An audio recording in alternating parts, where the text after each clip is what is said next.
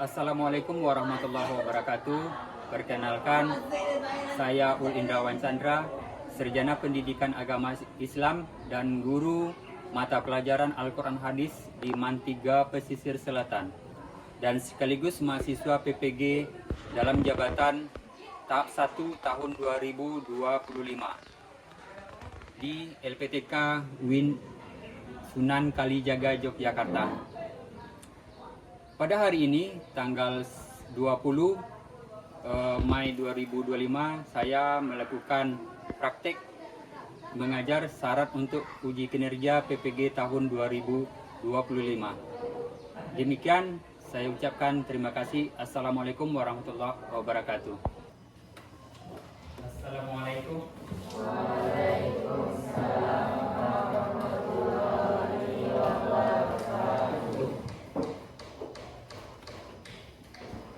Sebelum kita mulai pelajaran,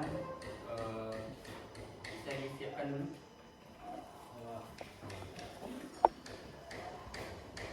Berdoa seperti biasa. Silakan. Silakan semuanya. Siap, Zat. Beri salam.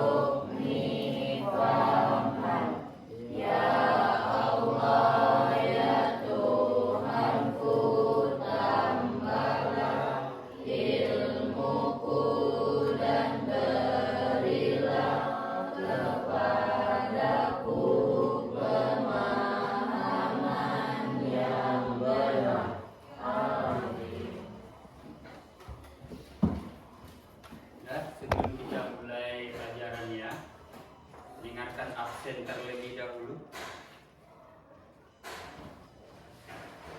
Bella, Azizah, Cantika Lisa, Daniel Ahmad Ikram. Izin Pak. Izin apa sakit? Baby Yolanda, Firman Juli Akbar, Fitri Yunita, Muhammad Raifan. Izin Pak. Izin. Muhammad Haikal. Pak. Nadila, Aisyah, Yufiki. Jadi ada beberapa orang yang izin atau sakit. Sebelum kita masuk materi yang baru kita itu tentang mengenal hadis, menganalisis unsur-unsur hadis. Ya, jadi sebelum kita masuk materi yang baru ini, minggu kemarin sudah dijelaskan tentang ada pengertian hadis, ada kabar, ada sunnah, ada asar. Ya, jadi Ananda minggu kemarin sudah mendengarkan apa yang dijelaskan. Jadi seharusnya sudah paham tentang pengertian materi yang 4 itu. Karena di dalam sebuah hadis itu harus paham itu dulu. Nah, harus paham setiap pengertian dari poin yang 4. Dan nanti ada perbedaan tentang yang materinya itu satu persatu. Tentang hadis, ada sunnah, ada kabar, ada asar. Nah, jadi untuk materi itu harus dipahami satu sama lain. Nah, jadi untuk itu Bapak menanya tentang materi yang sebelumnya, kan hadis. Nah, apa pengertian hadis tersebut yang Ananda ketahui? Saya cepat tunjuk tangan. Hadis. Coba sebutkan, bacakan. Atau jelaskan pengertian hadis. Keras suaranya.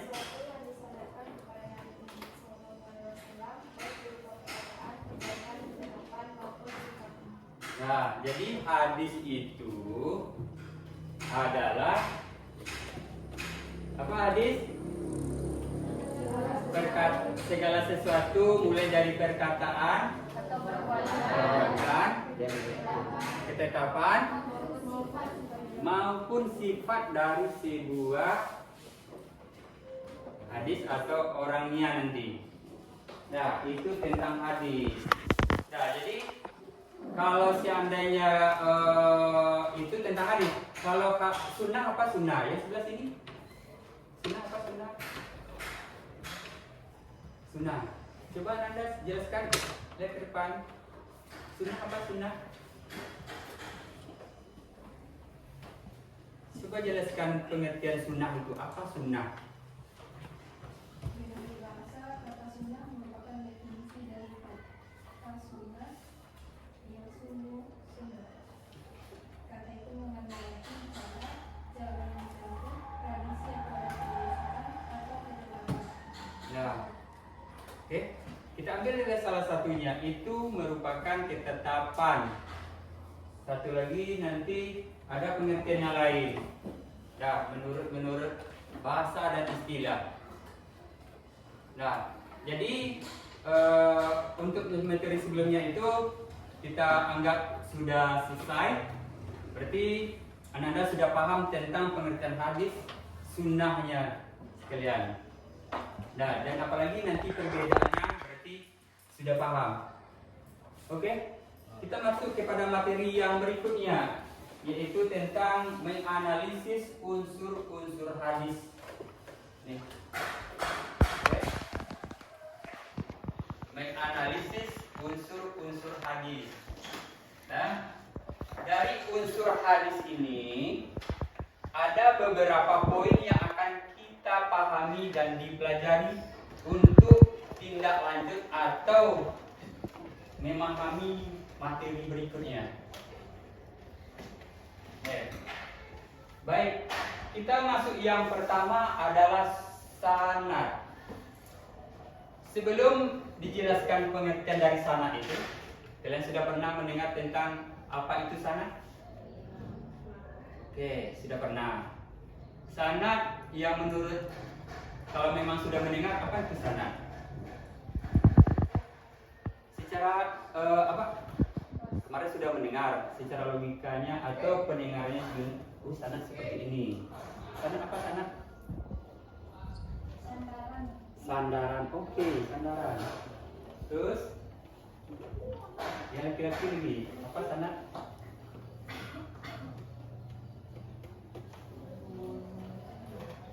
Sanad? Tidak bisa? Oke, berarti belum tahu. Ada sebagian sudah mengatakan sandaran. Nah, jadi sanad itu adalah sandarannya. Kan ada sebuah hadis ini, sebuah hadis ada di sana sanad, ada menanti matan, ada sebuah rawi.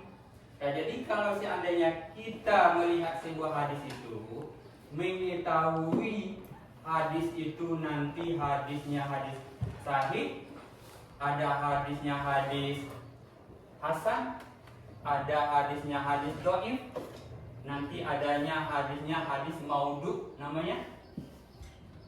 Nah, jadi kita akan mempelajari nanti takrij hadis namanya.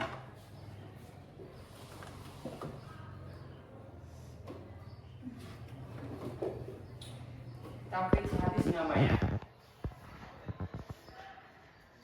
Jadi di dalam sebuah hadis itu kita harus tahu mana sanad, mana matan, mana rawi. Nah, jadi sanadnya itu merupakan adalah sandaran dari untuk menuju matan hadis. Sandaran atau nanti sandaran atau mata rantai untuk menuju matan hadis. Nah, ingat sandaran atau mata rantai menuju matan hadis. Oke, kita sekilas saja sedikit kita penggalanya aja kita ambil biar mudah paham tentang apa itu sanad. Ingat, sanad adalah sandaran atau mata rantai menuju matan hadis. Ingat? Oke. Nah,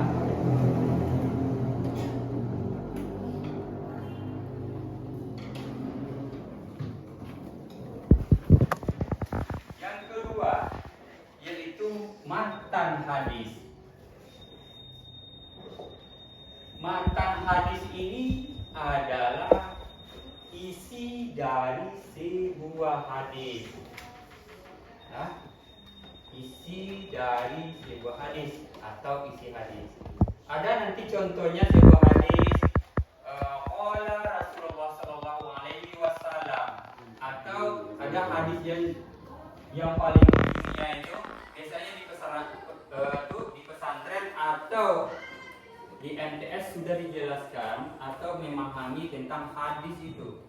Awal dari sebuah hadis itu ada nanti sanadnya sebuah hadis.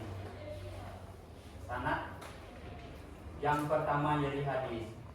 Ada beberapa nanti ada Ahmad, ada beberapa orang itu ada 4 atau 5, 6 Ali.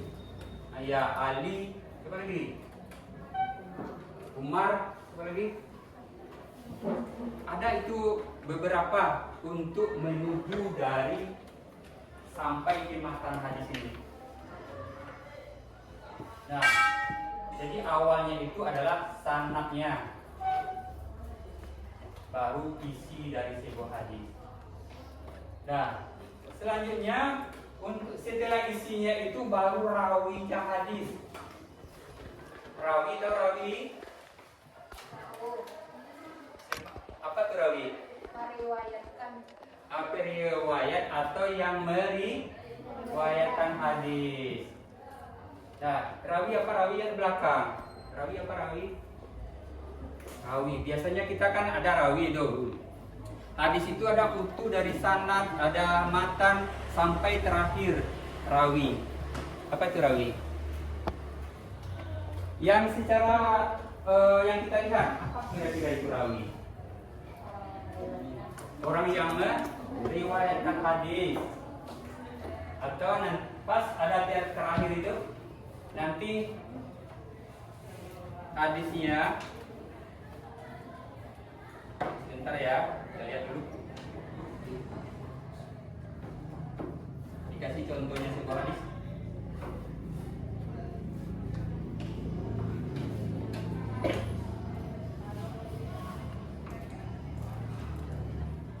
Nah, jadi rawinya itu tetap terletak di bawahnya, terakhir dari hadis. Nah, terakhir dari hadis. Nah, jadi setiap hadis itu harus ada rawinya. Jangan sampai tidak ada rawi. Dan jangan hanya ada matan saja. Harus ada sanadnya. Untuk mengetahui sanad yang di depan ini, kita harus mengaji tentang takrij hadis ini. Takrij merupakan pelacakan kan, atau penelusuran.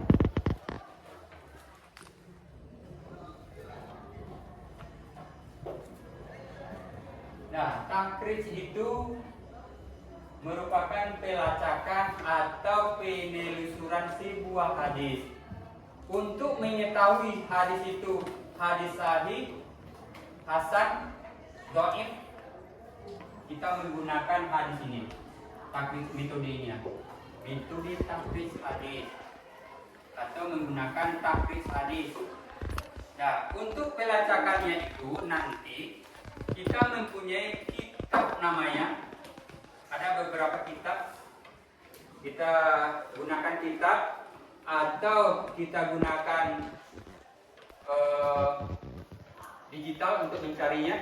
Kita telusuri untuk pelacakannya itu ambil dari beberapa. Yang pertama, penggalan dari sebuah hadis atau kata kerja dari sebuah hadis, atau ada juga siapa nama yang di dalamnya tercantum di dalam hadis. Akan muncul nanti bersangkutan dari kitab yang pertama sampai kitab yang terakhir, sampai akhir dari sebuah sanad. Nah, siapa yang pertama yo? Mangkonyo ketika di dalam hadis itu harus tahu yang ininya. Dan nanti sebuah hadis itu ditelusuri dengan menggunakan metode itu, menggunakan takris hadis itu, dilacak. Setelah itu tahu hadisnya itu hadis sahih atau tidak. Dilihat dari sanadnya ini.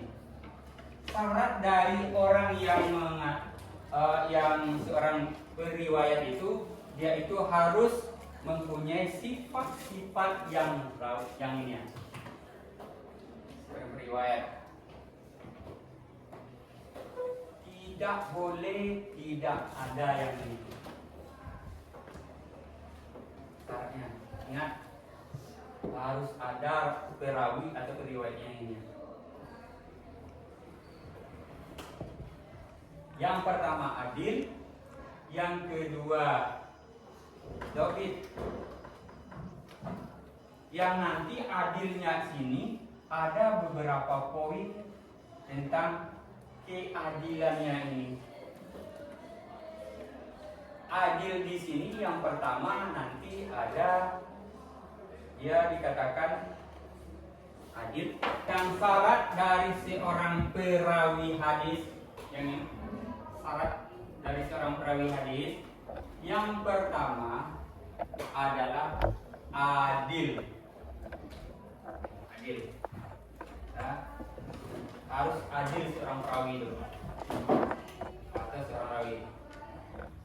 Adil di sini tidak sama dengan pengertian adil di fikih. Beda dengan pengertian adil di fikih atau usul fiqh atau pengertian dalam ilmu fikih. Tetapi adil di sini adalah ada di sana merupakan memiliki yaitu seorang periwayat itu adalah harus muslim, balik, berakal sehat, menjaga sifat dari sifat-sifat yang tercela, atau menjauhi dari sifat atau dosa besar, ya, atau menjaga mur'ah. Nah, itu dinamakan rawi. Dan nanti yang menjaga mur'ah itu menjaga sifat-sifat seorang perawi itu dari sifat yang tercela atau buruk, menjauhi dari sifat dosa besar dan dosa kecil. Nah, ya adil. Nah, yang kedua yaitu dhabit. Dhabit apa dhabit? Siapa yang tahu sebelum lanjut? Ada mendengar dhabit? Pengertian dhabit apa dhabit? Tidak, oke. Dhabit di sini nanti akan menjadi dua pembagian. Yang pertama ada nanti dhabit dalam artinya kuat hafalan dari sebuah hadis. seorang perawi ini harus dobit. Dobit di sini harus kuat hafalannya. Dan nanti dobit ini harus kuat ingatannya di dalam sebuah periwayat hadis. Contoh, ketika seorang syekh atau guru menyampaikan satu hadis di dalam satu forum atau suatu majelis, seorang murid mendengarkan secara langsung dan nanti murid itu mendengarkan dan bisa menjelaskan nanti kepada orang yang tidak datang dalam sebuah majelis. Contoh, ketika Rasul menyampaikan hadisnya berpidato di depan majelis dan ada jemaah atau murid-muridnya atau pengikutnya mendengarkan secara langsung hadis tersebut nanti akan boleh disampaikan kepada orang yang tidak datang dalam suatu forum tersebut. Tak boleh. Dengan satu syarat, harus dia dabit, kuat ingatannya. Nah, dia harus adil. Tidak boleh tidak dabit. Ketika orang yang tidak dabit, tidak boleh menyampaikan hadisnya kepada orang lain. Nah, jadi untuk menguji dari sebuah ini dobit, nanti akan menggunakan ada fase perkembangan dari seorang fase perkembangan atau kehidupan manusia. Yang pertama nanti fasenya itu kehidupan yang pertama Nabi Muhammad. Setelah itu baru kehidupannya sahabat. Yang selanjutnya siapa? Setelah sahabat kehidupan tabi'in.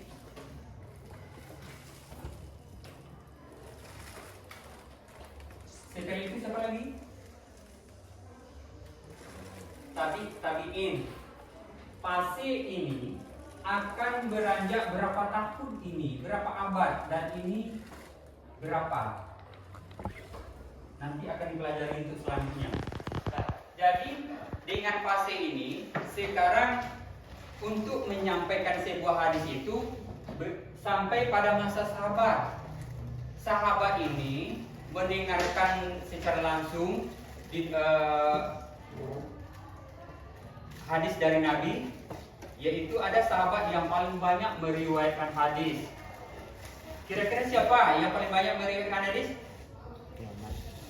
Siapa? Saya tahu? Tidak tahu?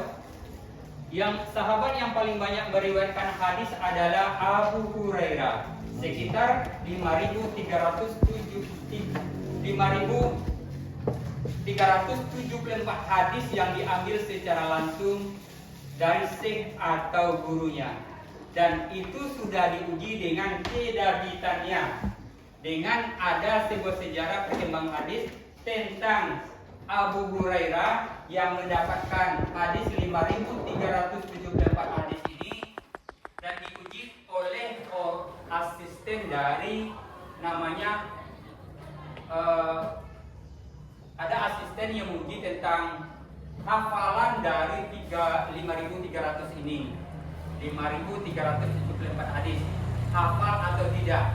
Dengan ada beberapa pertanyaan yang dilontarkan kepada Abu Hurairah tentang yang ini. Ada lontaran diujilah seorang Abu Hurairah ini dengan membacakan hadis, sebuah hadis, sehingga nanti dibacakan 10 hadis dan nanti akan diulang tahun yang akan datang, dan diminta ujiannya itu disuruh membaca setahun yang akan datang, dan tidak ada satu huruf atau baris pun yang lupa tentang hadis yang didapatkan oleh Abu Hurairah ini secara langsung dari gurunya itu. Mulai dari hafalannya, barisnya, huruf pun tidak ada yang tinggal. Makanya seorang sahabat yang paling banyak itu yang mendapatkan hadis secara langsung dari gurunya, yaitu Abu Hurairah sendiri. Nah, dengan ada keraguan dari Abu Hurairah ini, beliau mendapat doa secara langsung oleh Nabi, sehingga beliau yakin bahwasanya beliau David bisa menghafal 5.374 hadis. Paham sampai di sini? Oke.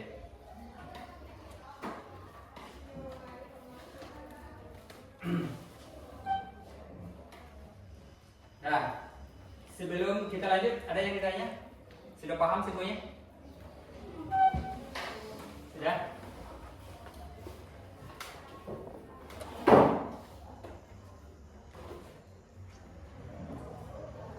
Nah, jadi dengan adanya yang 5.374 hadis tadi, kita harus tahu hadisnya dulu. Dan nanti hadisnya itu kita bisa enggak? Kalian bisa enggak menentukan nanti mana sanad dan matannya sebuah hadis? Sudah bisa? Oke. Baik, untuk materinya ini kita waktunya sudah habis. Nah, jadi untuk materi ini Bapak tanya kembali kalau memang sudah paham. Sudah paham? No. Oke. Nah, Bapak tanya. Siapa kira-kira? Kalau bisa tunjuk tangan, kalau tidak Bapak yang menunjuk sendiri. Oke. Apa itu sana? Oke, depan.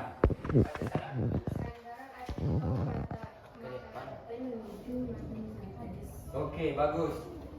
Nah, jadi sanad adalah mata rantai menuju matan hadis. Lanjut. Yang kedua, apa itu matan? Yang ini.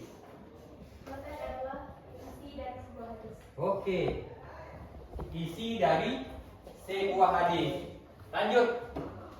Yang berikutnya. Siapa yang mendapatkan hadis 5.374 hadis? Abu? Oke, Abu Hurairah. Lanjut. Nah, di depan. Siapa namanya? Tiara. Tiara. Oke, Tiara. Apa itu takrij hadis? Pelacakan atau penelusuran hadis. Pelacakan atau penelusuran hadis. Kalau seandainya nanti kalian harus tahu mana hadis sahih, mana hadis dhaif, hadis hasan, harus menggunakan takrij hadis terlebih dahulu. Kalau seandainya nanti di perguruan tinggi itu akan dicari sampai di akar-akarnya atau seperti ini jenjangnya, akar darinya. Kalau dibilangin apa namanya di SD? Apa? Akar bilangan. Sahabat ini yang paling banyak meriwayatkan hadis adalah Abu Hurairah, 5.374 hadis. Dan nanti akan dibagi dua yang mengambil hadis dari sini. Dan nanti yang pertama Abu Hurairah, Bukhari dan Muslim. Dan nanti ada berikutnya sahabat yang lain.